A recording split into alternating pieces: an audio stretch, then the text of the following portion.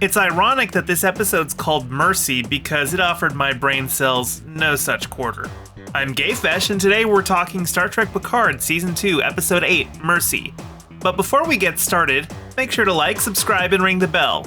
Spoilers as always. This episode's actually kinda hard to keep track of because literally everyone is split off doing their own thing, but the main storyline involving Picard and Guinan being arrested by the FBI seems to be literal filler.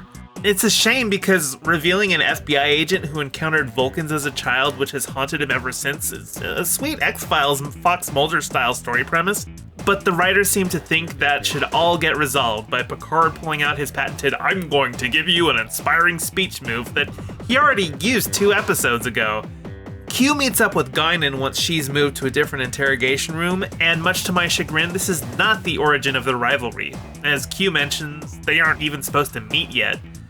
He reveals parts of his motivation. He set up the trap because he wants Picard to escape it, and he's doing all this in part because he's apparently dying.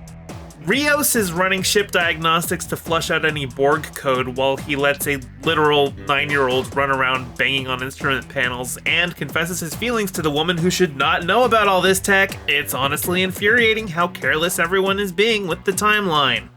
Seven and Rafi are tracing Agnes's steps, and while Rafi keeps goading Seven into getting into the mindset of the Queen, a notably traumatic thing to goad, Seven confronts her for manipulating people to get what she wants. This feels like it would have had more catharsis as a confrontation if we'd ever seen that happen in the show, and the writers seem to be aware of that discrepancy too because they have to quickly shove in a flashback showing Rafi convincing Elnor to stay on Earth and attend the Academy instead of returning to the Kawat Malat.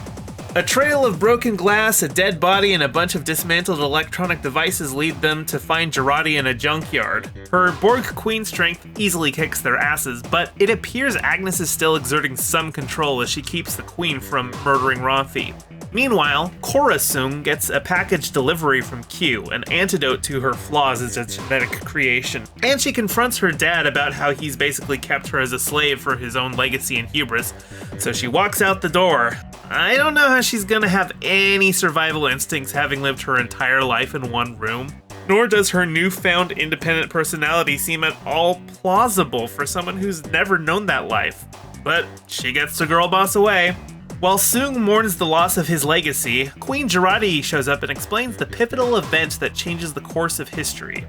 If Rene Picard's mission to the moons of Jupiter happens, the life she discovers out there will apparently lead to solving all of Earth's climate issues, and Sung will die in obscurity.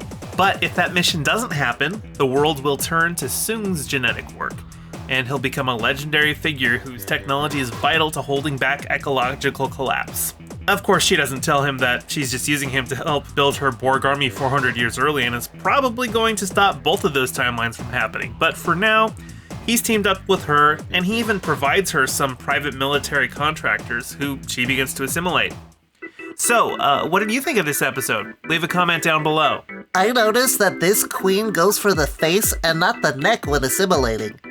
Considering the FBI agent's history mind-melding with the Vulcan, there could be an intended parallel. Be sure to like, subscribe, ring the bell, and share the video with your friends. Subscribe to my Patreon to get shouted out in future videos. Check out my Bandcamp for banging tunes, including all the tracks you heard in this video.